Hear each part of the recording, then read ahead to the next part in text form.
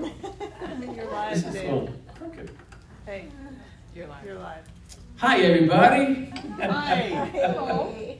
I'm just told we're live. Okay. Hey, when I was in Texas this past week, I learned a new term. You all? No. I heard that, but no. Not my job. Not my job. I like that. I'm taking that one home with me. Somebody wants something, not my job. So, anyhow, well, folks, we're here for the last time. My pay grade. Yeah, not my problem. So Genesis, the last 2 chapters. How you guys doing with it? I'm assuming you read it. Those at least I'm trusting you guys read it too. Is Minnesota online? Probably. All right. Hi, Minnesota. How you guys doing with this? Okay, it's good. Yeah, it's good. Questions? Comments? All right, we can go for pie then, huh? Oh. Okay, so you should have, when we broke over summer, I gave you some review questions. You should have the rest of them now. So this will kind of finish you off. I think I got the last, 17, 18 chapters. So review questions are there tonight. Yeah, okay. Also, you should have a table of contents, so you have a complete book after tonight. Your pages will be different than mine because yours is 12 point, I'm in 14 because I can't see 12 point. So, so I print it in 14, put it back to 12 and give it to you all. So, but you have a table of contents, so you have a whole book of this once it's all said and done. That's kind of how I do my books. So. All right, well, if we're ready to begin, let's go for it. I don't know about you, this looks really crooked. We had issues with it. Okay. You're just going to be crooked for the night. All right. When people look at I hear people say about reading the Bible, well, the Old Testament is when God was angry. There's a mean God. In the New Testament, there's a nice God. In the Old Testament, you had all this judgment, and in the New Testament, you have grace. That's how you read the Bible, right? So, when people say that, I don't agree with them with that, but do you guys see any grace in the Old Testament? Specifically, do you see grace in the book of Genesis? A lot. I do too. I would almost go as far as to say this is a book of grace. Because there's so many times God could have said enough. But yet his patience, what was that? Noah, Lot, and his family. Exactly. I don't know if you've noticed or not. I'm assuming you read these last 2 chapters to finish this, but the book of Genesis begins. And it ends with blessings. So it kind of goes full circle there.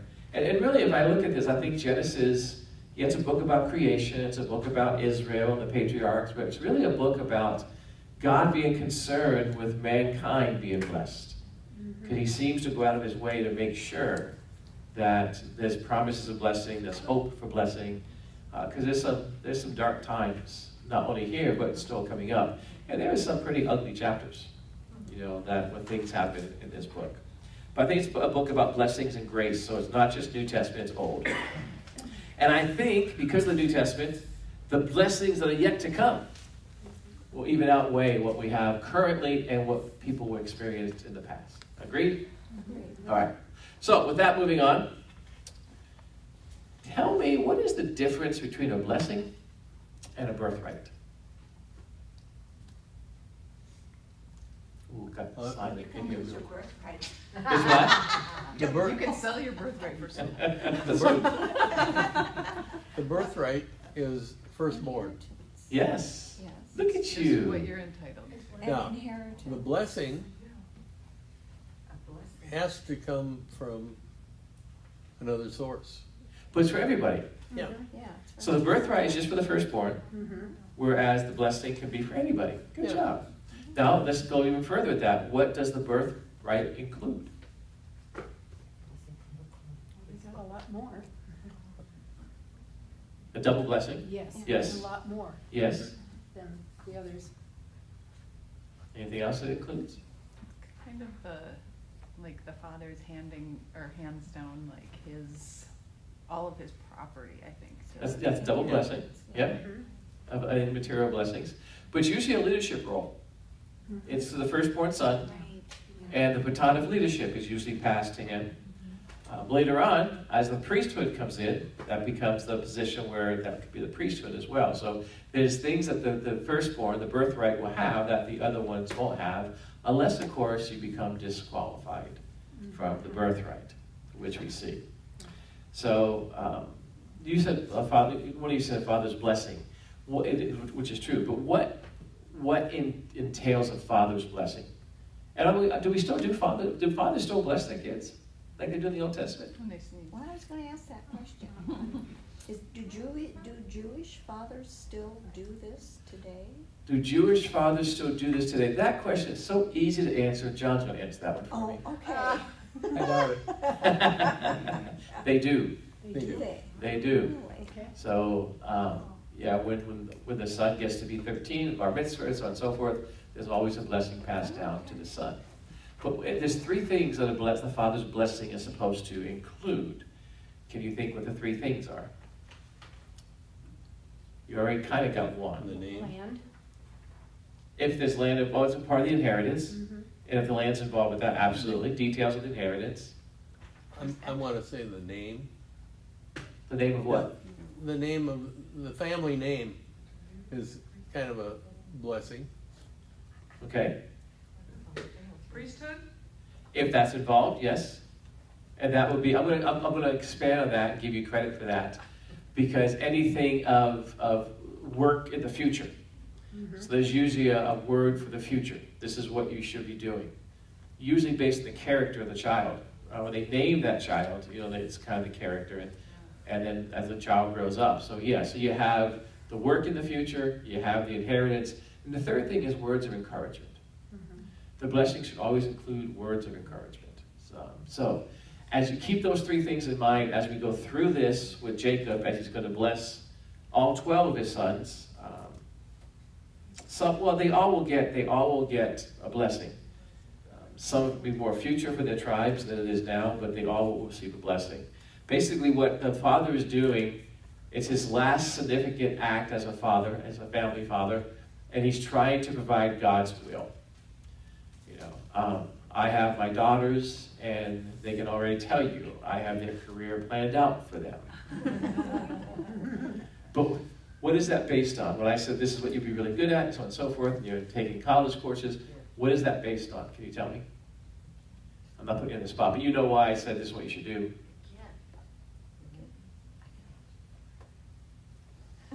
It's your gifts. Yes. It's the way they're wired, their giftedness, how they're put together.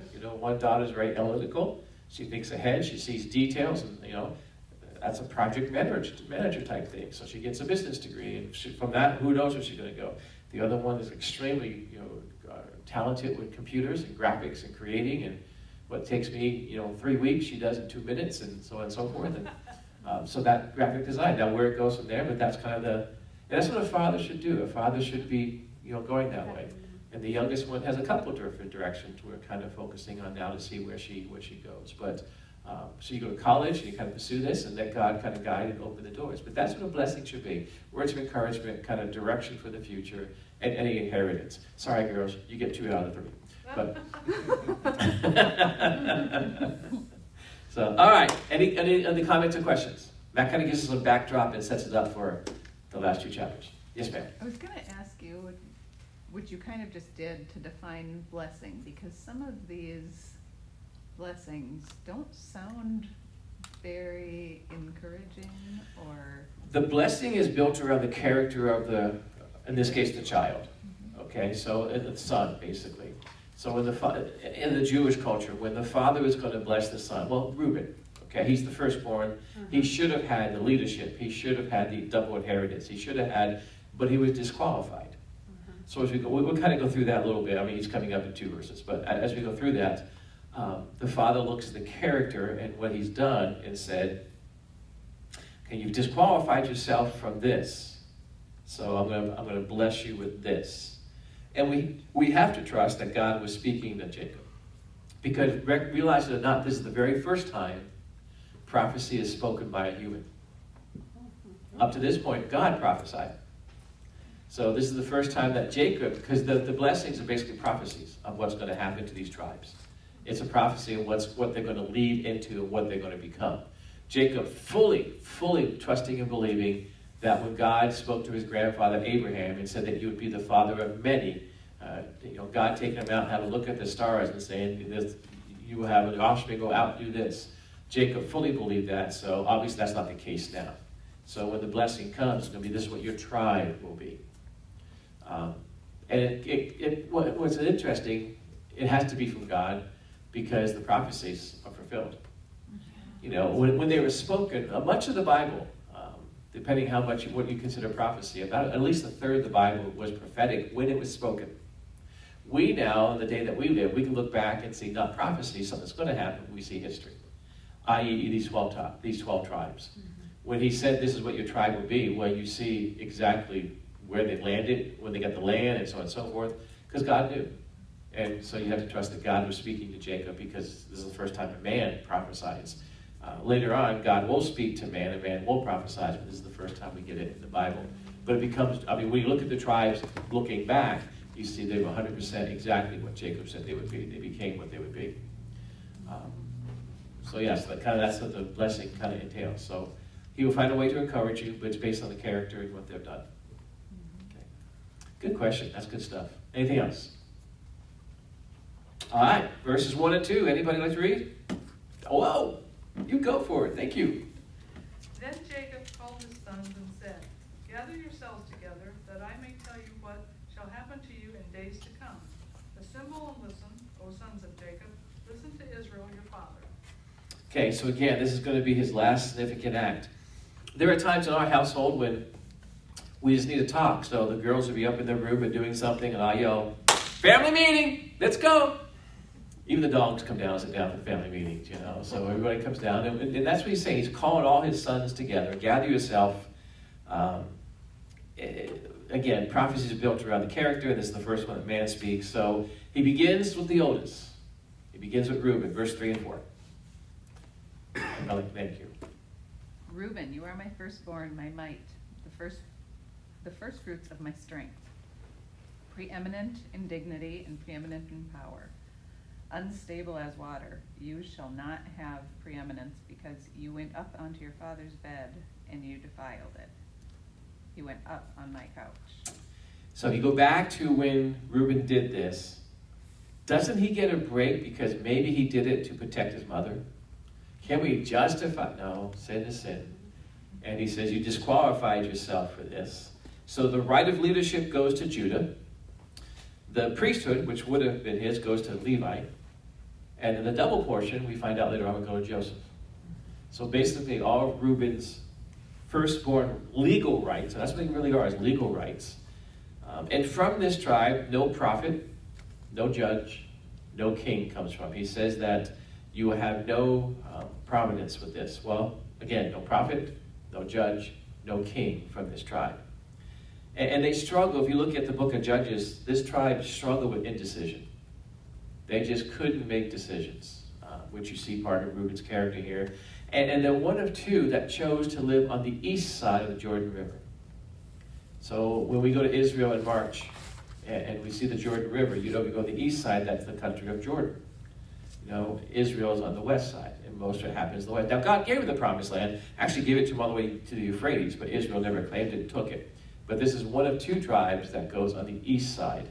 So again, looking back, we see exactly what Jacob prophesied came to be.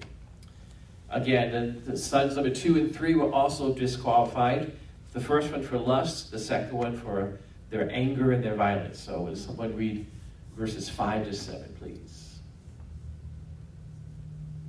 Thank you. Simeon and Levi are brothers. Weapons of violence are their swords. Let my soul come not into their counsel. O my glory, be not joined in their company. For in their anger they killed men, and in their willfulness they hamstrung oxen. Cursed be their anger, for it is fierce, and their wrath, for it is cruel. I will divide them in Jacob and scatter them in Israel. Okay, someone said that they don't always sound like blessings. Does this sound like a blessing to you? Does anything good come from this last testimony, this last will from the Father? When they scatter, Well, let's back up. Why does he use two together? He's blessing the sons, but these two are blessed, are spoken to together. Why? Because they sealed together? Yeah, they're the ones that went to the Canaanites and the circumcision and everything else, and they were partners in that, so they get the same blessing with this. When they do become scattered and they separate, for one tribe it's a blessing, for one tribe it's a curse. For the tribe of Levi it becomes a blessing. He doesn't get land, but he gets to be scattered through the land, that becomes a blessing. Whereas the other brother, that's not the case. For Simeon, that is not the case at all. Simeon becomes the smallest of the tribes. They were the largest. They were the third largest. When they went into the wandering time, they were the largest. But while they were wandering, over 60% of their tribe passed away, did not survive. So they went from being the third largest tribe, Providence, down to the smallest. So that was, again, being filled out. Levi was blessed. Why were they blessed? Because doing the golden calf experience, again, this is all future. Doing the golden calf, when that came down, doing that rebellion, Levi that tribe was faithful when they stood against that. Somewhat. They still paid a price there, but you see some of a blessing there without that. So, but they were scattered throughout all of Israel. They did not receive land of Levi. Joshua 13 tells us that, but one was blessed, one was not blessed. All right, it's a little bit lengthy, but 8 to 12. This is where the fourth son, Judah. Now, Judah has not been perfect by any means. Judah has had some issues, we could say, with a daughter-in-law, with some other stuff. So why would he be elevated? Judah, in this blessing, the first one is disqualified, 2 and 3 are disqualified, but the fourth one, it's elevated somewhat. Why do you think that happens? Because what? Grace. It's a picture of grace. Do you think Judah repented at all? Remember when they had to go back down to Egypt, and Benjamin and Jacob was so concerned about Benjamin. Simeon tried to step up, not for himself, he threw his kids on the bus. But what did Judah do? He said he'd go in his place. So you see some repentance, you see some maturity there, and so he's going to be elevated with this blessing. But look for the words of encouragement, look for the inheritance, and look for what the Father's blessing entails. So 8 to 12. Scott, go ahead. Judah, your brothers shall praise you. Your hand shall be on the neck of your enemies. Your father's son shall bow down before you. Judah is a lion's cub from the prey. My son, you have gone up. From the prey, my son, you have gone up. He stooped down, he crouched as a lion, and as a lion. Who dares rouse him? The scepter shall not depart from Judah, nor the ruler's staff from between his feet, until tribute comes to him, and to him shall be the obedience of the peoples. Binding his foal to the vine and his donkey's colt to the choice vine, he has washed his garments in wine and his vesture in the blood of grapes. His eyes are darker than wine and his teeth whiter than milk. Do you see any kind of parallels there to the Messiah? Yeah. There's much there with that. Revelation 19. It's what? Revelation 19. Absolutely. Matthew 21. Absolutely. Both in the Gospels and when Jesus returns with this.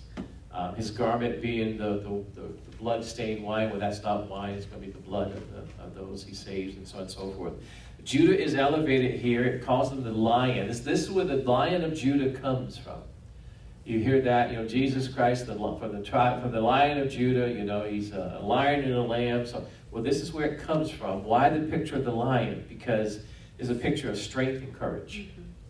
Now, he says, the scepter will not depart from you, which is a royal picture of a king. Now, who is Israel's first king? Saul. Different tribe. Saul. Who's Israel's second king?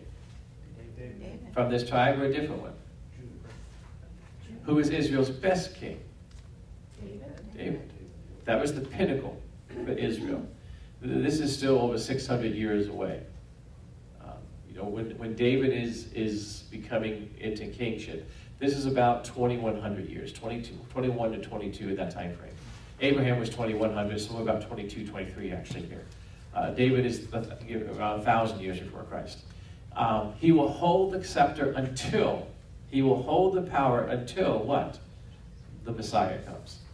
You know, so we're still got 1,600 years of this tribe being elevated to that position. The most important king, the Messiah, the ultimate leader, is still that far away. So, but the scepter will not leave his hand. The royal issue will not leave his hand. So that's a prophecy. Did it come to pass? Yeah. Yeah. So far, Reuben's came to pass.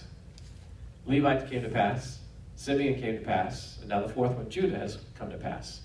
There's going to be a couple that you don't know very, very well, but when I show you the territory and where they were, if you see a map, I should have put a map in here where the land is divided. You'll see that they came to pass as well. But these are the four main ones that we're dealing with. The other one will be Dan, both in a good way and in a good way, but we'll get to that in a minute. What scriptures did he say, Revelation? 19? And Matthew 21. Yep.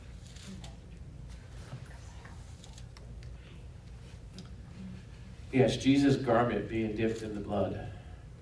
All right, that's the one you're speaking of, all right? Yeah. Verse 13. We're going to do one verse.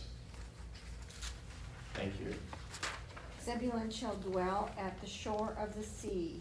He shall become a haven for ships, and his border shall be at Sidon. Okay, so when you look at this, where is modern day Sidon? Look, you can look that up on your own. You see, he's by the Mediterranean Sea. It says that ships will come in. It'll be a haven for ships. That's exactly where it is. But if you look at 1 Chronicles, which I think I put you in notes, what this tribe becomes known for is its faithfulness to David when David becomes king, supplying him with men for his army. The majority of the men from this tribe becomes part of David's soldiers. And he did look to the sea. It wasn't exactly on the Mediterranean coast, but you have the Mediterranean Sea and the Sea of Galilee. The Sea of Galilee is not a sea, it's a lake. But you have water on both sides, east and west, Deuteronomy 33. So again, this passage, and you wouldn't really know that unless you saw where the land was divided. But exactly what was prophesied here does come to truth. There's a passage in Chronicles about the men of Issachar. Anybody familiar with that passage? The men of Issachar knew what day it was and knew what to do. At that time, King Saul was being taken off the throne and God was putting David on. But the world did not know that. So God was working behind the scenes, removing Saul and putting David in place. So it didn't happen in one day. It took a while, a process, for David to actually become king. So it says in Chronicles, it says the sons of Issachar, they knew what to do because now everybody's wondering, who do we follow? Who's our king? Do we follow Saul? And most people did, excuse me, because he was, quote, still the king until they were told otherwise. But they knew that God said, no, he's going to be removed for sin and he's going to replace him. We don't know if they knew it was David or not, but they knew the day it was and they knew what to do. When I teach on end times, I use that for example. How many people know what the day is? How many people are clueless on what's happening in the world?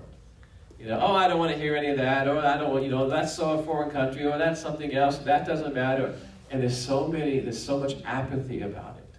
But the sons of Issachar knew what to do, and they knew what day it was. Keep that in the back of your mind. That's not in your notes, so that just came to my mind while we were reading this. But verses 14 to 15. Thank you. Issachar is a rock-on donkey, lying down between two saddlebags.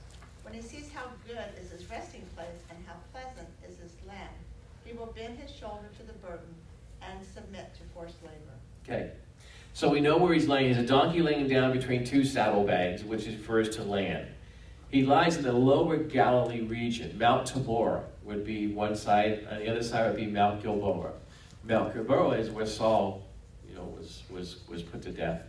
He asked to be put to death, but that's where he was. Issachar was the largest tribe, it was the third largest tribe. So what should have been another tribe, Issachar becomes that. But they were docile and they were lazy. They knew what was going on, but they didn't act upon it. And because of that, they were overtaken pretty easily. Because they were so big, they were a target.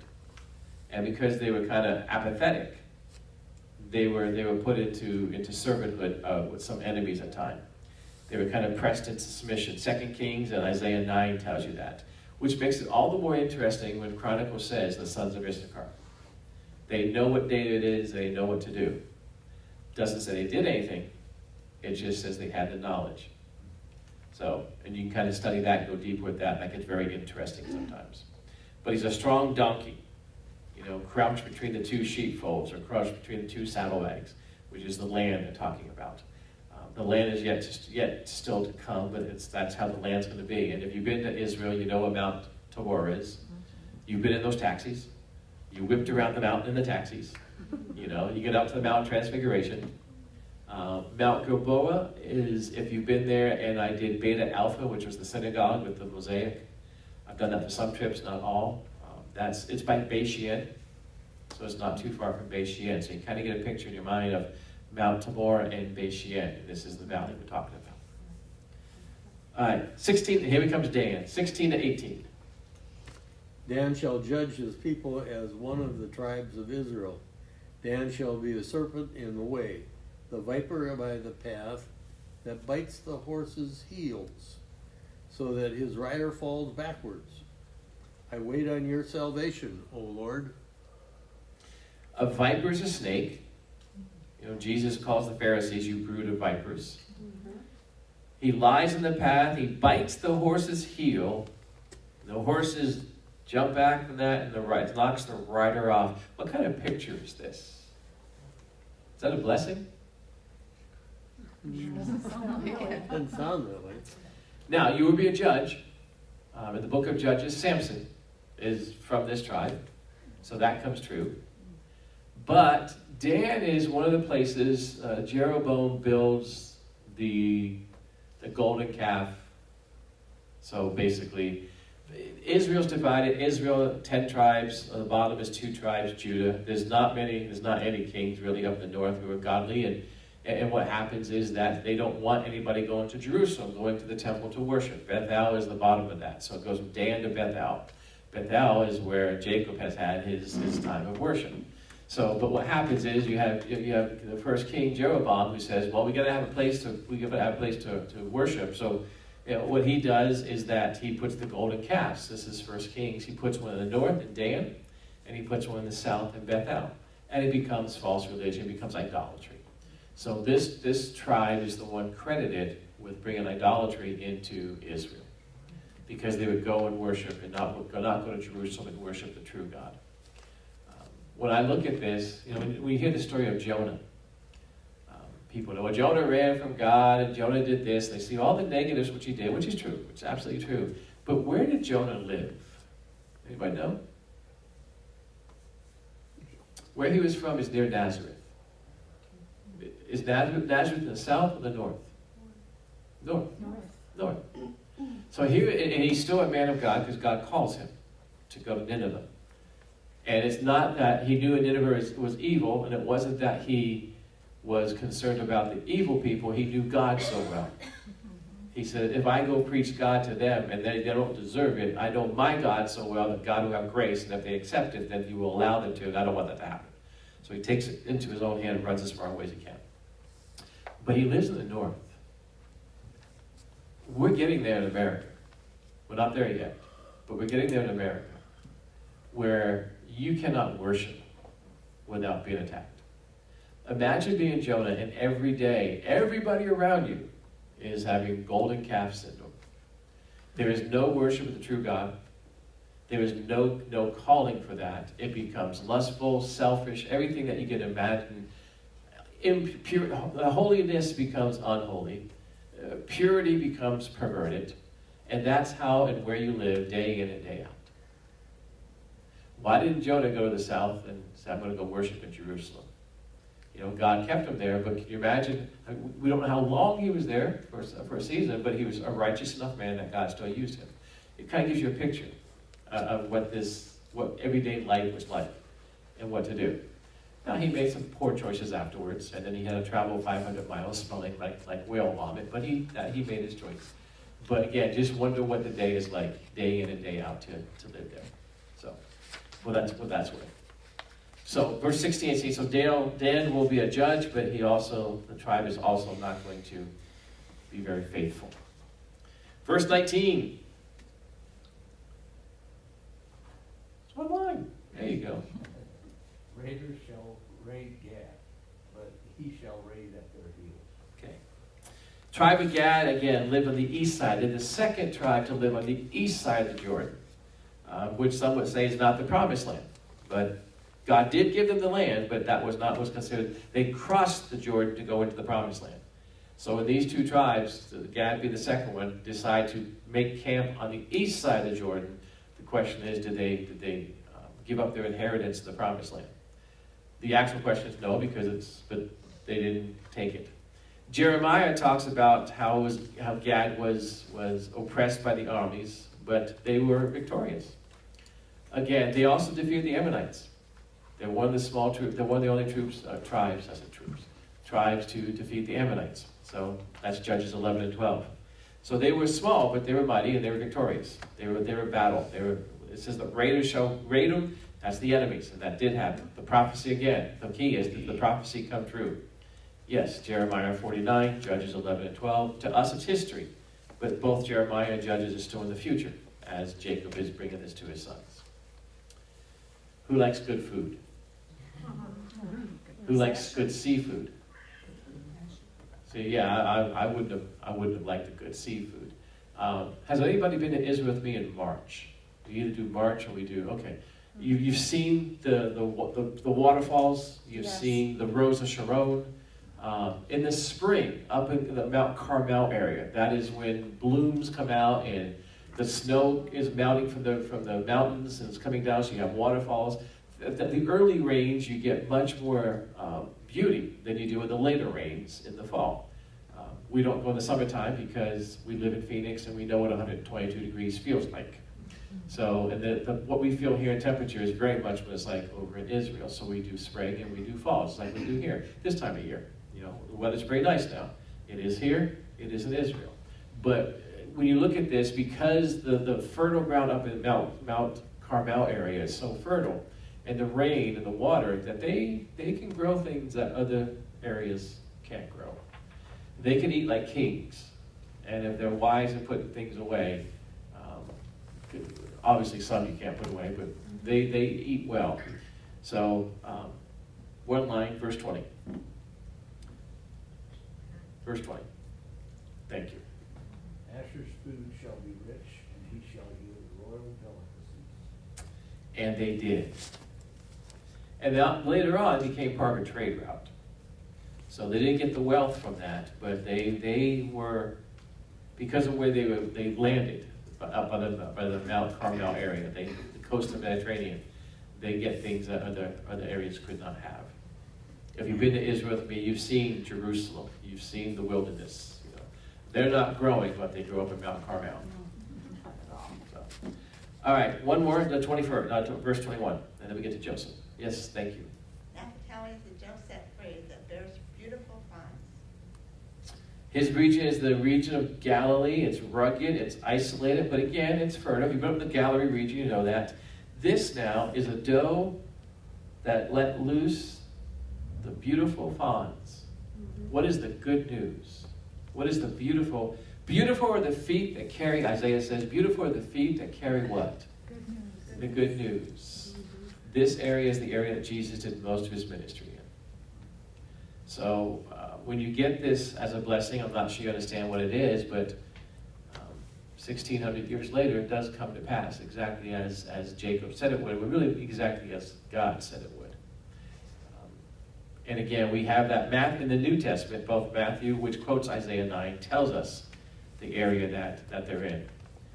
Nazareth, Capernaum. And it's interesting because in this area, again, if you've been there with me, you understand that Jesus, there's 3 towns where they watched his miracles, they heard his parables, they saw him teaching, and they rejected him. I will ask the question, what was the mission, what was the purpose of Jesus' ministry? If you say to go to the cross and die for everybody, yeah, that was the mission. But what was his purpose for the 3 years that he was here? To reach Teach. Israel. Yeah, what? To reach Israel. To teach. To teach and to preach. then why did he do miracles?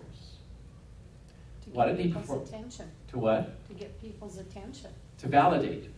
Yeah, to Yes, validate. confirm. So if he says something as he's teaching, well, only God can do that. If he's going to say about forgiving sins, well, only God can forgive sins. All right, well, pick up your mat. Sins are forgiven. You can't do that. Only God can do that. I'm telling you who I am, and I'm validating it with my miracles. So some people, now the people who were there during that time only wanted Jesus' miracles. That's why they left him. You know, hey, we met a man who the blind can see, and the deaf can hear, and the lame can walk. We need to follow him, and we need to make him our king, because then he'll protect and provide for us, and we'll have all these. That's what they're after. And so that's not why I'm here. I'm here to teach. I'm here to preach the good news. And the miracles just validate what I'm here for, and to prove what I'm saying is true. And that all happens. And you have Bethsaida, Capernaum, and Chorazin. It's a triangle that basically Jesus was ministering in. And that when they went to that triangle, they all kind of rejected him, and he cursed all three of them. They haven't come back yet. Yes, sir. Jews seek signs and Greeks wisdom. I'm sorry? Jews seek signs and Greeks wisdom. Are you saying Jews seek that? See, that's what it says in, I Yeah. can't remember. What The Pharisees do. And what sign did Jesus grant them? Healing their sight. No. Oh, what? Sign of Jonah. The sign of Jonah. Oh, Jonah. They asked for that, and he says, you seek the other signs, but he says no to them. He said, I'll give you one, the sign of Jonah. They go, what does that mean? A big fish is going to come in Jerusalem? What are you talking about? And it's the 3 days in the tomb. 3 days was he's in the whale's belly. I say whales, big fish. In 3 days, Jesus would be in the tomb.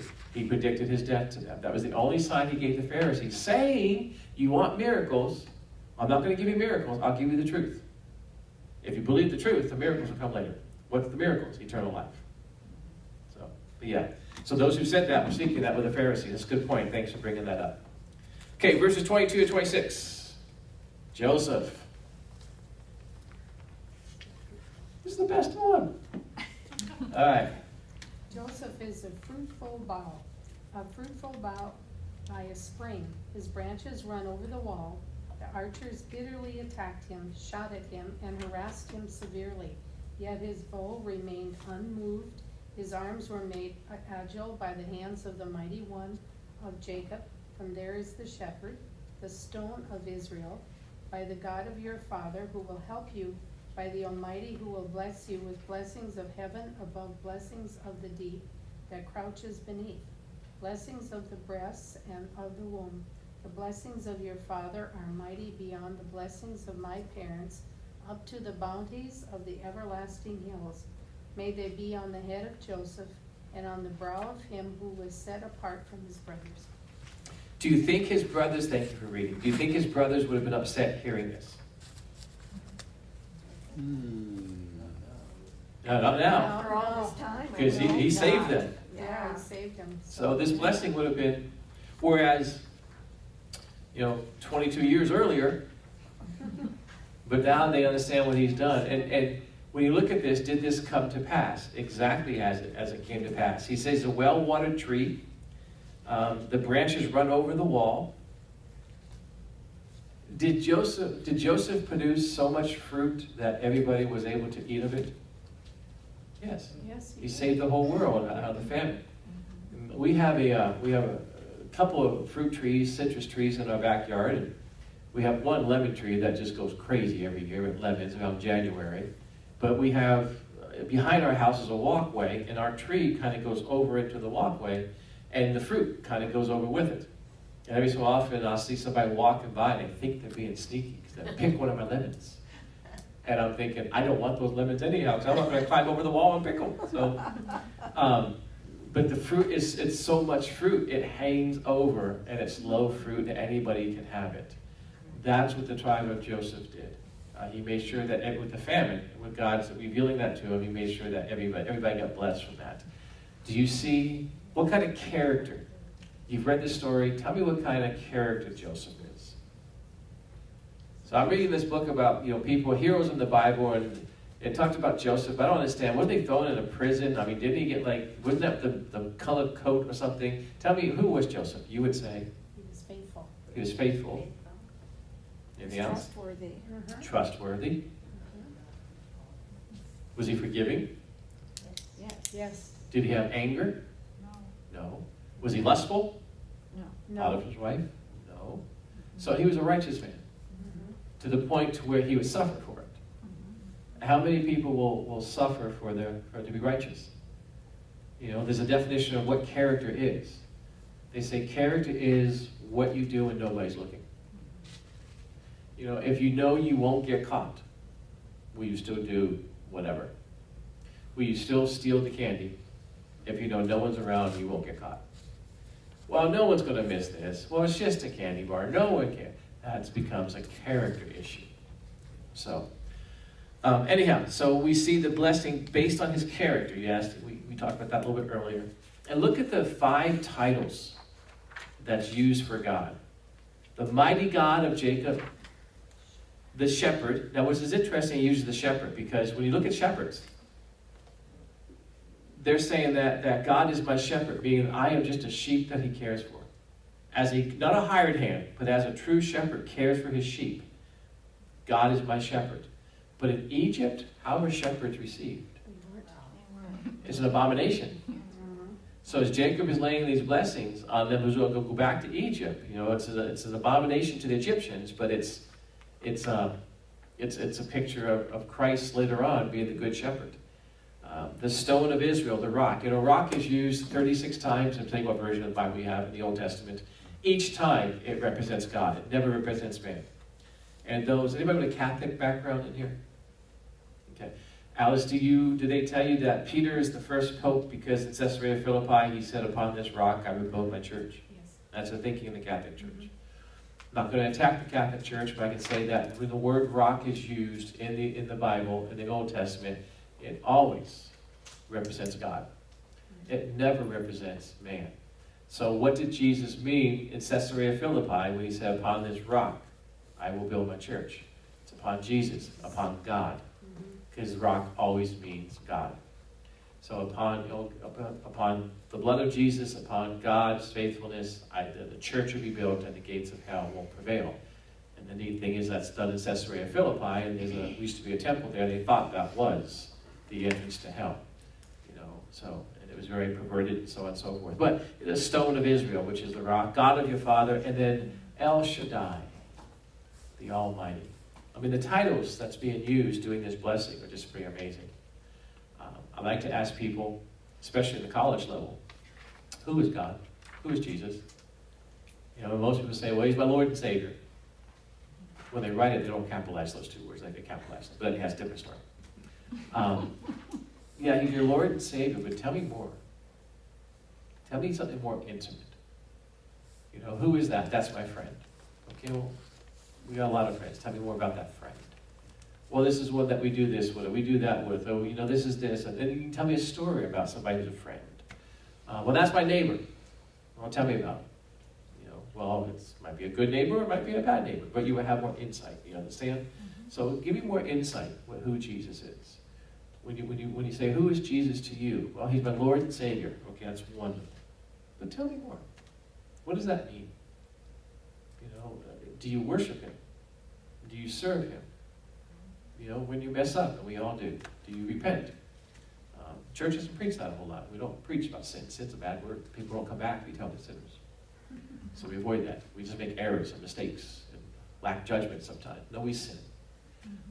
And God is gracious with that, and so on and so forth. So when you look at the Almighty El Shaddai, he really paints a picture here of who God is.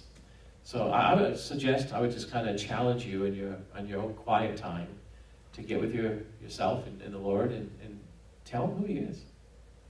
You know, when we pray, we have the ACTS formula we use, right? What's the A? The adoration.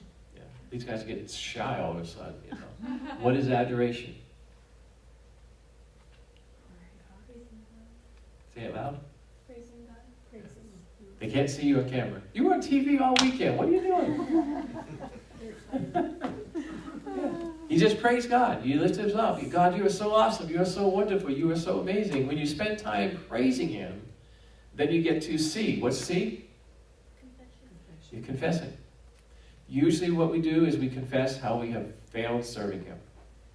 You know, we just fail how we have not honored him. ACT, Thanksgiving. So when you get to the point where you're giving God thanks, you told me how wonderful he is, now you give him thanks. And the last one is supplication, which means you bring requests. By the time you spend time, now if you don't do this, if you just go to supplication, it's like, Lord, can I just have a good day? Lord, can you fix my car? Lord, can you make sure the bills get, Lord, can you, that becomes our prayer time.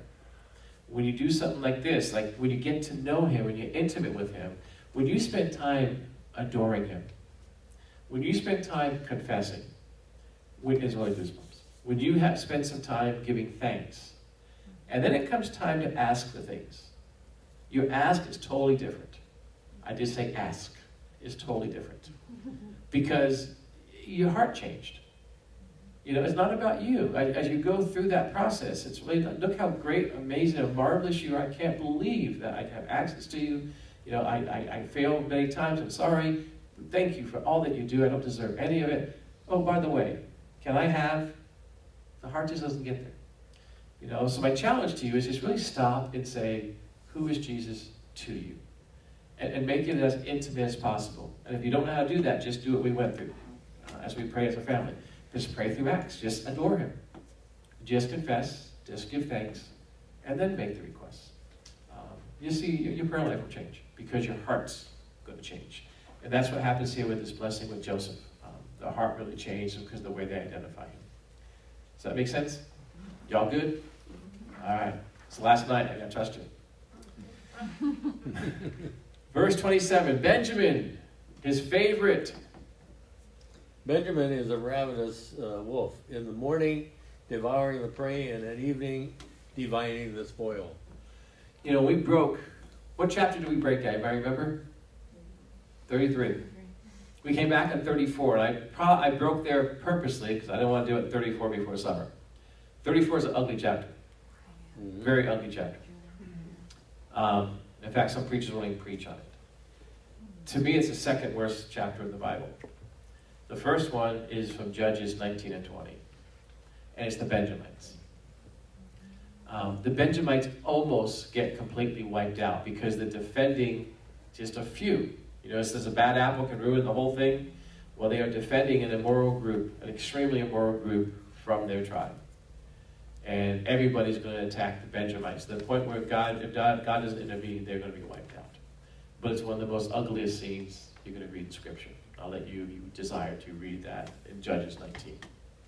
But that's the tribe. That's the 12 tribes. So you see the blessings kind of went, you know, in the order there. Do you see how they came to be? Again, this is the first time man is prophesying, not God. And you see, we look back now and we see, wow, everything that he said would happen, it happened the way it was, the way that he prophesied it. Which is pretty cool, I think. People say, well, how do you know you can trust the Bible? Well, here. It's true. Yeah, the Bible says these things were going to happen. When they said that, they hadn't happened yet, but yet we look back on it, they happened exactly the way they were, from where they landed to what they did. And yeah, so I know I can trust the Bible. Okay, verse 28. We're going to have the death and burial coming up. All of these are the 12 tribes of Israel. This is what their father said to them as he blessed them, blessing each with the blessing suitable to him. Okay. Now, the question was asked. I'm not sure it was answered at the beginning. Some of these don't sound like blessings. Do you agree or disagree with that? I agree. Yeah. Do you agree they don't sound like blessings? Yeah. I want to make sure I word that correctly. Is that what you're saying? Yeah. Yeah? Did they survive the 400 years in Egypt? Yes. That becomes the blessing. Their character, their actions, the prophecy was built around that. 3 were disqualified: anger, violence, lust. But every tribe gets to go through the 400 years and still survive. The tribe of Dan is not listed in Revelation. I don't know if I said that or not. 144,000, 12 from each tribe. Dan's not listed. Idolatry. However, Ezekiel, on the millennial kingdom, does put Dan in there. So God does not use that tribe during the tribulation period, on the 12, it would be 12 male virgins, young male virgins who are pure. Does not call that from Dan, because idolatry, but there is still an inheritance in the millennial, where Ezekiel says Dan is included. No, did I say that? I didn't say that, did I? I didn't bring that point up. Okay. I wasn't sure I was repeating myself, but that was fresh. But because y'all looked at me like, yeah, you already said that, dude. But now each tribe is they have their own calling and destiny. If you go out and you commit a crime, and it's a serious crime, you go to jail. There's a consequence for it. So can there still be a blessing? What if you die in jail, but you go to heaven? Was your life blessed? Yeah. You lost a lot of blessings all the way, but ultimately you had the blessing of salvation. Whether it be a jailhouse confession or something beforehand. So the actions, there was a consequence. Their actions and their character and what they did, there was consequences. But the blessing that the Father brings on all 12 sons is that they do survive. Not one of them perishes in their 400 years of Egypt. And they have no idea what they're heading into as far as their tribes. But they do enjoy the promise that God gave to Abraham back in Genesis 12. So, with that said. All right, now, Jacob is confident about his death and what's going to happen. So, verse 29 and 32. You know what, just do 29 and 33. Let's finish it off. Thank you. Then he commanded them and said to them, I am to be gathered to my people. Bury me with my fathers in the cave that is in the field of Ephron, the Hittite, in the cave that is in the field of Machpelah, Good job. to the east of Mamre in the land of Canaan, which Abraham bought with the field from Ephron to the Hittite to possess as a burying place. There they buried Abraham and Sarah his wife. There they buried Isaac and Rebekah his wife, and there I buried Leah. The field and the cave that is in it were bought from the Hittites. When Jacob finished commanding his sons, he drew up his feet into the bed and breathed his last and was gathered to his people. All right. If I can't just finish the sermon and die there, the best way to do it is to bless my kids and pull my feet up and go to bed and say, I'm done. Either one would be a great way to go out. That's what Jacob does here. But now, so tell me about Joseph's role in Egypt. Briefly give me a little synopsis of it. What is, He's basically the commander. he's basically the commander. So what he says, I mean, he'll get permission from the boss, but basically what he says will go, right? Does Jacob have favor with all those in Egypt? He's been there 17 years. Does Jacob, do you think he has favor with people in Egypt? Yes. Yes. If you read chapter 50, you see that. Could he not say, hey, there are some pretty cool tombs here in Egypt. I want a big one. When I go, I want to, those pyramids and everything else, fit for a king. Bury me in one of those. Do you think they would have done it? Yes. Yes. I think so too. Speculation, but educated speculation. But what does Jacob say? He wants to go back to his homeland. He says, I am to be gathered to my people.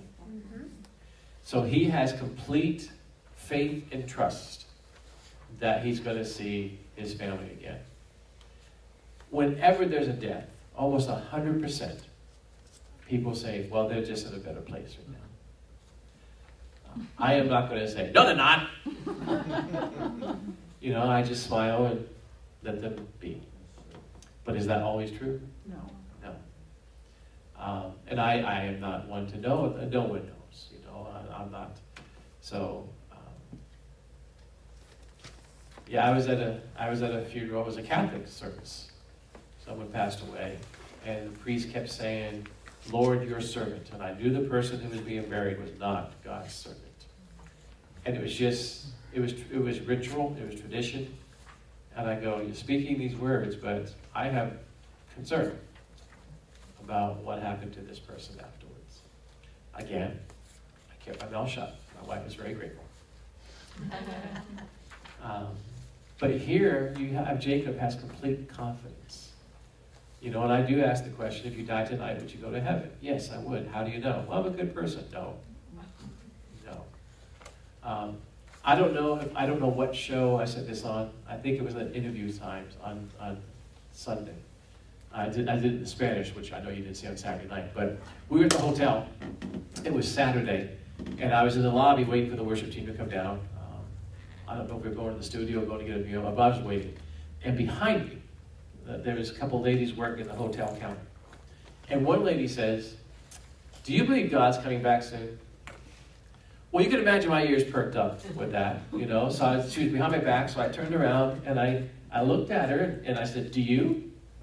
And she says, "Yes." I said, "Really? Why?" "Well, look what's happening in the world. God's got to be coming back soon." And then her coworkers kind of go, "Yeah, I guess so." So now I'm up out of my seat walking to the counter. And I get that I go, "Well, when he comes back, what's he coming back for?" And she said, "For his children." Good answer. "Are you one of his children?" And she said, "I hope so." I said, "Well, do you go to church?" Well, I asked her, at first I said, "Do you go to church?" She said, "No, I don't go to church at all." "Well, who is he coming back for?" "His children." And I said, "Are you one of his children?" And she says, "I hope so." I said, No. If you are, you don't hope, you know. And you receive Jesus as your personal Savior, and then you have eternal life. She goes, "Then I'm one of his children." You know, so her name was well, I won't say. I said, "You know what? I've got a TV show to do later on. I'm going to tell you your story on the air. I won't mention your name, because that's a pretty powerful story. The fact that you don't go to church, that you don't publicly worship, but yet you know, the world knows, it is so messed up. God has to be coming back." That was the second one in the last month. You know, I got a haircut, which doesn't take much time any longer. But that person was Jewish, and she said the same thing. You know, when they asked me what I do, I said, "I'm a pastor." That usually ends a conversation. And she went on and said, "Do you think we're in end times?" Sure, let's talk. You know, so it's interesting that the world sees where the world is. It says God's got to be doing something, and it's just a whole picture of what is being put together here. There's a blessing for that. Yes, ma'am. Do Jewish people believe in the end times? They don't know what to believe. They are waiting for Elijah to come back. Every Jewish event will have an empty chair. If you go to Israel with me, and if you irritate me, I'll tell you to sit in that chair. And then they will, "Get out of that chair!" I go, "I didn't know." Either that, or I have you order a cheeseburger when you're over there. That would be fun too. So, the mother and child can't be cooked in the same pan. Both those things are no-nos in Israel. McDonald's at midnight. But they're waiting for Elijah to come back, so they're waiting for the Messiah. So when you say end times, it's a different picture of end times than what we know by knowing the New Testament. That's why that's why I wrote the book of Revelation. I cannot wait for the Jews to hopefully read, if not experience, the book of Revelation, because they're going to go right to the Old Testament and know exactly what God is doing and saying. To me, the final audience of the tribulation is Jewish. God is turning his heart back to Israel. He's pulled the church out. The church age is done. He's turning his attention so that the Jewish hearts return back to him. At the fifth seal, when there's martyrs beneath the altar, I believe there'll be more martyrs, those dying for their faith in that time frame, than I think all of human history put together. And I think most of them will be Jewish. They're going to recognize who Jesus really was. And they're going to weep. It says they're going to weep over it because they've lost so much, but their eyes will finally be open. So the end times to them is different than end times to a Christian understanding of the New Testament. Does that make sense? Okay. All right, so the blessing will be they're going to make it through Egypt. They're going to have that no tribe is going to perish. But Jacob was very confident that he will rest with his family, meaning Steve them again, and have eternal life. He could have been laid in probably one of the best tombs in Egypt, but he said, "Nope, not where I want to be." All right, chapter 50. Drum roll, please. There you go. What was the very first promise God made to Abraham? Going way back, Genesis 12. Huh? Lots of kids. But before that was the promise of Genesis 12. Go to the land and I shall show you. Thank you. He tells him to get out of Ur and to what? Go to a land that I will. So the very first promise is land. Go from the land that I will show you. And then the second one is, as she said, I will make you a great nation. So lift up your eyes and look from the north, south, east, and west. And God tells him, I will give you and your offspring the land forever. So look as far as you can, east, north, south, west, everything you see, land-wise, I'm going to give to you. Genesis 13, 14-7. By chapter 15, Abraham was discouraged, but God made the promise to him. So keep that in mind, that land was the first promise he gave. Now we have preparations for a funeral, verses 1-3. Chapter 50, verses 1-3. Thank you. Then Joseph fell on his father's face and wept over him and kissed him. And Joseph commanded his servants, the physicians, to embalm his father.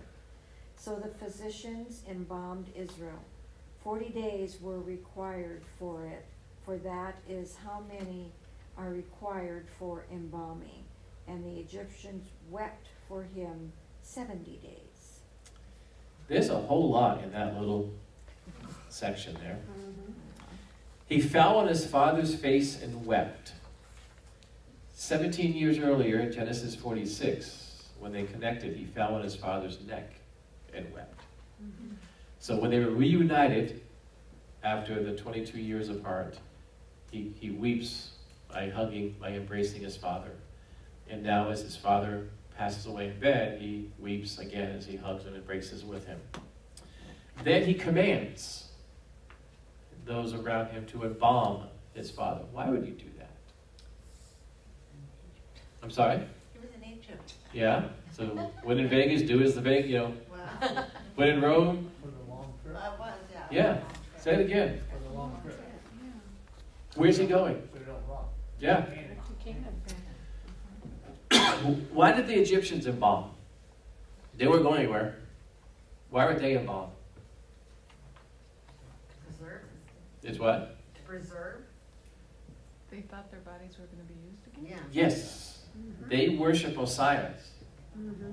And to worship the cult of Osiris, you had to be embalmed because you had to prepare your body for the afterlife. So to be embalmed, you were injected with juniper oil to soften your organs, and then your organs would be removed. But that's why it takes 40 days. So they would be wrapped in linen. Remember Jesus in the tomb? What they do, they put spices for the smell, they wrapped them in linen, and then they ran out of time, they put them in the tomb before the Sabbath started. That's all they could get done. On Sunday morning, the women came with more sense. What is it? Thank you. Or, yeah. And he was risen. He's not here. But that was just part of the burial practice. So they embalm to make sure that the body is preserved for the afterlife. How much attention in Egypt a body received depended on how much money a family had. The more money, the better attention. So that was kind of the way the whole system worked there. But once they're injected with oil, it goes into the body, the organs are removed, the body is bound in linen, not to be a mummy, but it's kind of taken care of that way. But this is all because of Osiris, the god, one of the gods they worship. It goes back to Nimrod in Genesis, Nimrod to Marduk, Marduk to Osiris. Yes? Oh, isn't it still that way where depending on how much money you have, the funeral would be different? What do you mean? It's still that way here. Yeah, Yeah, it's like- like universal. Yeah.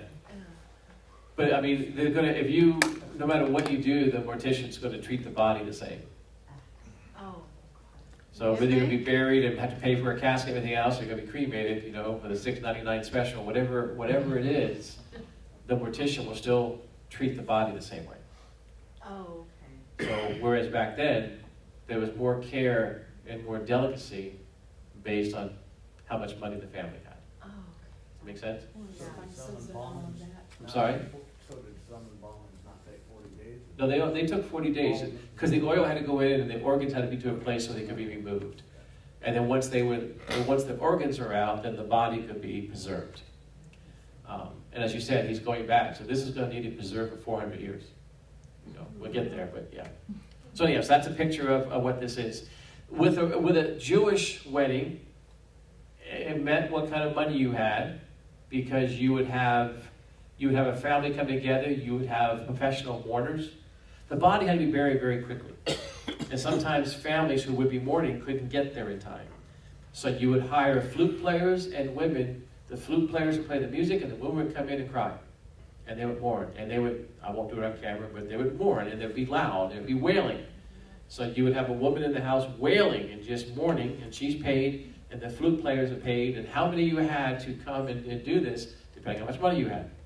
So, but that was traditions that the rabbis kept for many, many years. The mourners then would remain for a week.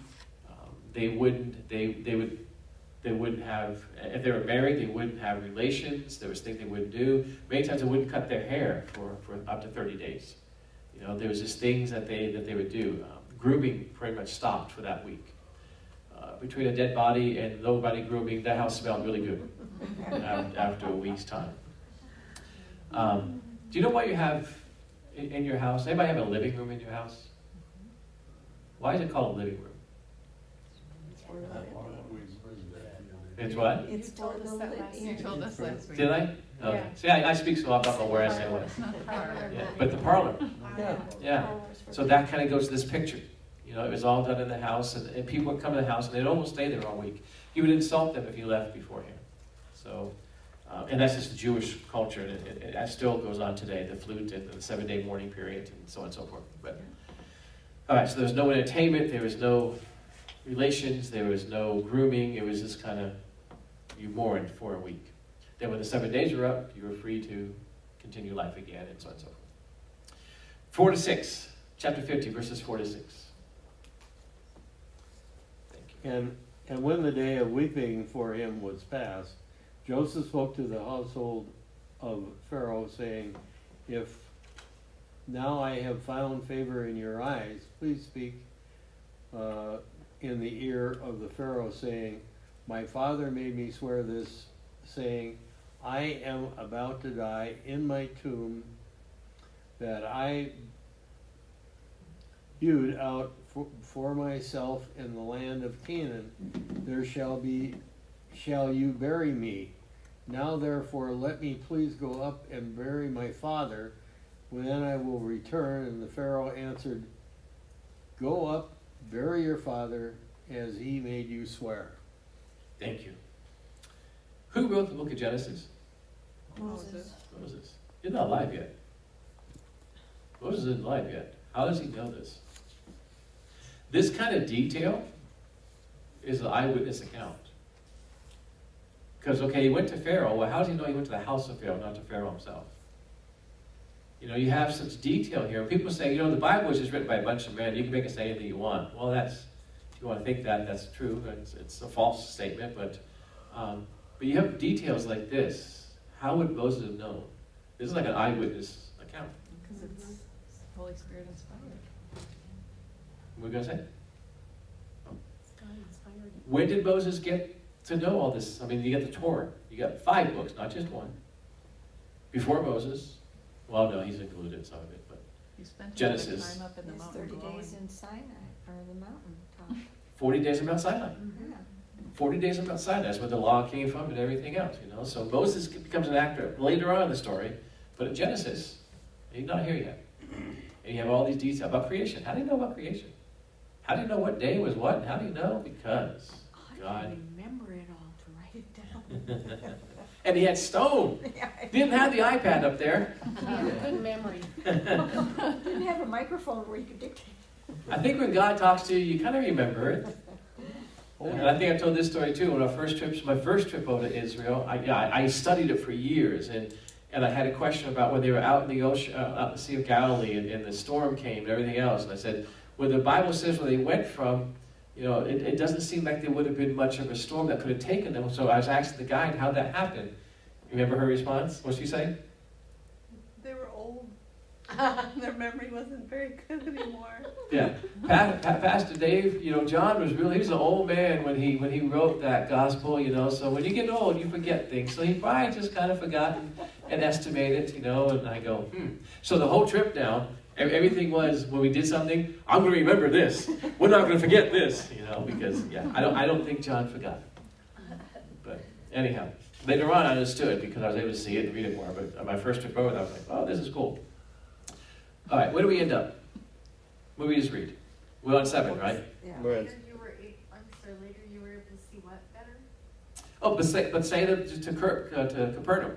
Oh, Because, I mean, you can kind of follow the shoreline there, but yet they were out in a distance, and Jesus came from the mountains, where you can see, and he walked out on the water, the walking of water, which goes back to Genesis, hovering over the water.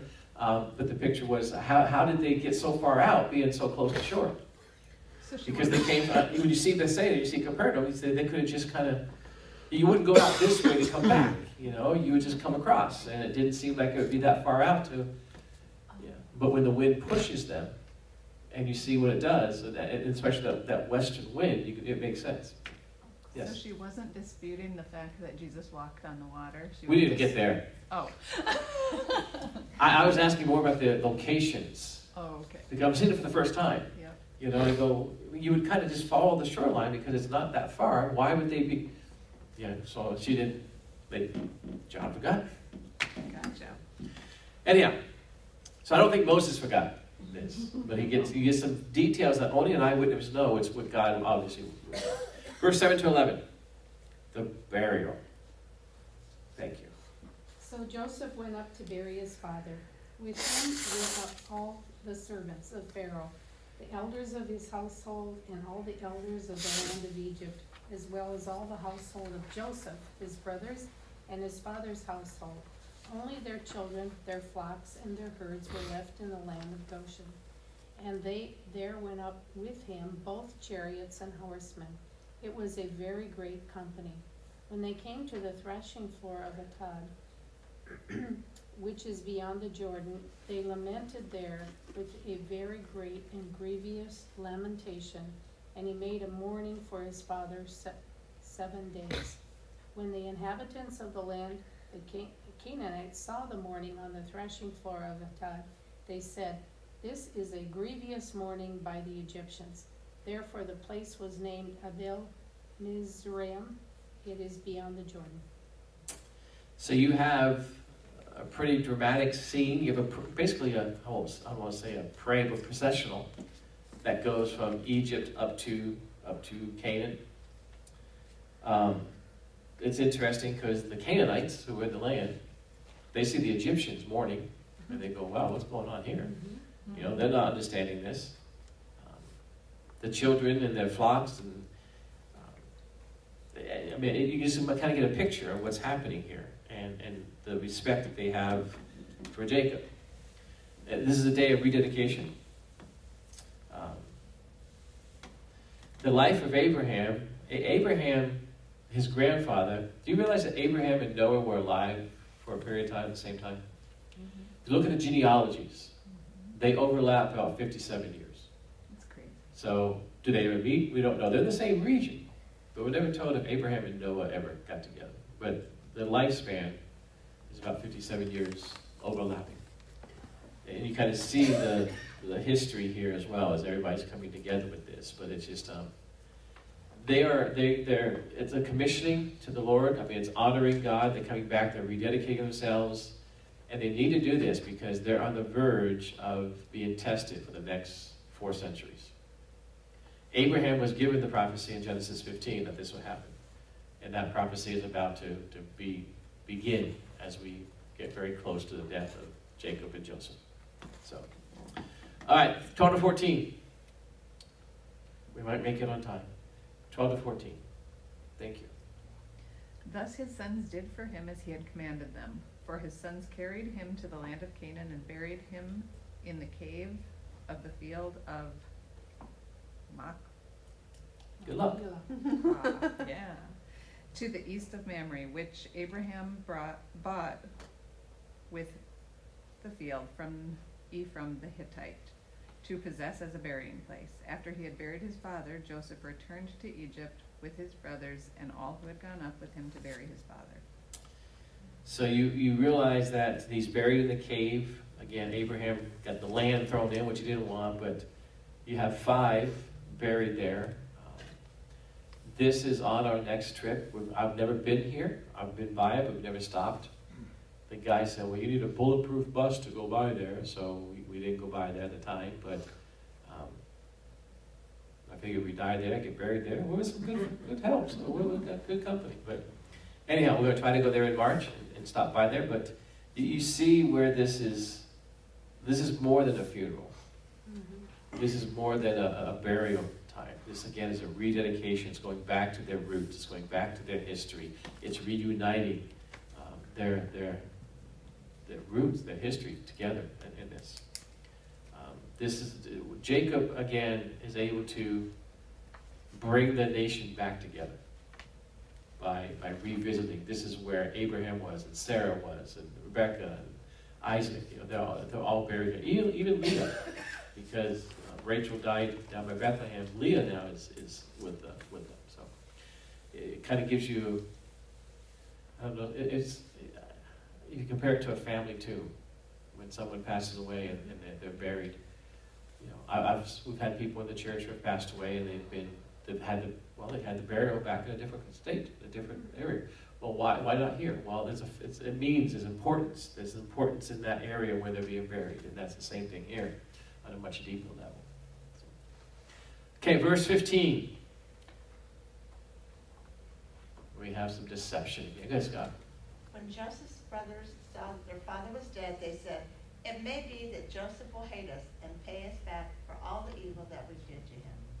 You said that very good, Scott. How'd you do that with your voice? I thought it was a tie, and I got it. That was perfect. I'm a ventriloquist. You are. That was really good. America's Got Talent. Here you go. All right. When the brothers saw that Jacob was no longer there, so the restraints are taken off of Joseph, they become deceptive again, out of fear. Yep. Now, we're going to get that in a minute, but Joseph's going to be bothered by this. The question is he bothered because they don't trust his character? Or because they're making an accusation? But they're getting together, they're plotting against this. Was there a pardon needed? They're trying to arrange for a pardon. And they're going to put the lie in their father's mouth. So you think about how intimate this time is, and they come back and they immediately go into deception and putting a lie in their father's mouth. But this is what Jacob told. This is what Jacob said. And there's no hint of him ever telling Joseph to forgive his brothers. In fact, if you look at the blessings, he did not forgive the brothers. But that's a different story. All right, 16 to 18. Who wants to cover the lie? Thank you. So they sent a message to Joseph saying, "Your father gave us a command before he died. Say to Joseph, please forgive the transgression of your brothers and their sin, because they did evil to you. Now please forgive the transgressions of the servants of the God of your father." Joseph wept when they spoke to him. His brothers also came and fell before him and said, "Behold, we are your servants." So there's some humility there, but they are deceiving and they're again manipulating and they're putting this lie because we don't believe that there's any hint that Jacob gave a command to Joseph to forgive his brothers. So, and to say, this is what Dad said before he passed. It's just, and Joseph weeps. The only time he weeps is over his brothers and over his father. All that he's been through, we don't see where he weeps for himself. He doesn't get mad. He doesn't shake his fist at God. He doesn't cry and yell, why? He just, the only time he weeps, we see it with his brothers and with his father. Here he weeps. The question is why? Is it the reminding? I would say it is sad because, they think he'll do something bad. A thief thinks everybody's a thief. These guys are bad people, so they assume he is too. So, yeah, it's just sad to see your brother so corrupt. Yeah. It's heartbreaking. And I would agree with that. I would think he cried because they go, guys, you don't trust my character after all I've done. And you also cry because of what they are. That's got to make it sad. Yeah. You're so corrupt. Yeah, the two options that most people would say was, for lack of a better term, does he have PTSD? You know, when they mention the evil acts, does he go back to that and remember what they did? And does that make him cry? No. Or is it the fact that they are challenging and questioning his character based on all that he's done? I think it's the second as well. I think they're challenged in their own character. Yeah, well, they're proving themselves again. You know, so, which, does this not prove that Jacob's blessings was right on? Oh, Yes. You know, because they prove it themselves here with their character. Well, why did Jacob, why did they get, why did they do, well, you see this here on what it means. Again, what is character? It's what you do when no one's looking. And, yeah. Okay, 19 and 21. We just did that? No, we did not. Oh, we're going to be tight on time. We're going to make it. Okay, go ahead. But Joseph said to them, "Do not fear, for am I in the place of God?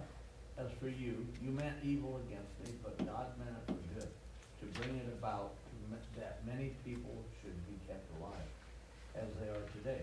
So do not fear, I will provide for you and your little ones." Thus he comforted them and spoke kindly to them. Didn't he say this before? Yes. He said the same thing to them before. And what, again, and he says, well, what you meant for evil, you know, God's going to turn for good. When he meant that, when he confessed who he was, he said that. Here's a great lesson that we need to take to heart. When you get wounded, when you get hurt, when you are betrayed, if that ever happens, let God deal with it. Don't try to vindicate. If you try to vindicate, you're taking it into your own hands, and that's not something you want in your own hands. I tell people in ministry, when you get attacked, take the shot. Because the first thing, what you want to do naturally is you want to fire back. You want to defend yourself. You want to stand up. And oftentimes the best thing is to take the shot and just let God vindicate it and take care of it. It's a great lesson. That's exactly what Jacob's going to do here. What Joseph's going to do here. All right. The death of Joseph, 22 to 26. Let's finish it off. It's 2 sections. Go ahead. You going to do the last? Our last reader of the night. Yeah. So Joseph remained in Egypt, he and his father's house. Joseph lived 110 years, and Joseph saw Ephraim's children of the 3rd generation. The children also of Machir, the son of Manasseh, were counted as Joseph's own. And Joseph said to his brothers, "I am about to die, but God will visit you and bring you up out of this land to the land that he swore to Abraham, to Isaac, and to Jacob." Then Joseph made the sons of Israel swear, saying, "God will surely visit you, and you shall carry up my bones from here." So Joseph died, being 110 years old. They embalmed him, and he was put in a coffin in Egypt. Was he buried? No. No. No. Just in a coffin. Just in a coffin. And that coffin stayed above ground for 400 years. Moses takes the bones back to the promised land. He did not want to be buried in Egypt. His brothers did not have the resources to take him back. So imagine this coffin in this, wherever the area is, and 50 years later, kids come by and say, "Mama, Dad, why is that coffin here?" I mean, it becomes a testimony for 4 centuries. Well, because a very faithful man doesn't want to be buried in Egypt. You know, he promised, he asked with us a promise to take him home. Well, where is home? Well, it's a place called Canaan. Well, what's Canaan? I mean, you can imagine the questions that would come up. It becomes a testimony. So Joseph has always been a testimony, and he continues to be a testimony. He's a silent witness. In fact, in Hebrews chapter 11, which is the Hall of Fame chapter in the New Testament, Joseph is listed there. I guess by faith, Joseph what's the faith? He realized, he said, there will be a day when we will go in the promised land, telling that there will be a time we go back. I have that complete confidence. And that's the question I say, if you die today, would you go to heaven? There has to be that complete confidence that the promised land, the ultimate promised land, will be achieved. Not, well, I hope so. Well, I think so. You know, it's not, if you do that, you go put it all on you about works and so on and so forth. It's not about works, it's about faith in Jesus Christ and accepting the free gift of salvation. And Joseph, he knows he's going to be taken back to that. He trusted God's promise, he knew God's people belonged there, and he looked forward to that. So, comments or questions? Is that the The last verse? That should be the last verse, yeah. Ta-da! You guys made it. We graduated. You graduated. You get to move on to Exodus. Hey. Is that gonna be Is next? Oh, I don't. We got Israel coming up, so that's going to be the next study is Israel. Oh, yeah. Getting people ready for that. So, all right. Well, we will spend a few moments here praying. So I'm going to say good night.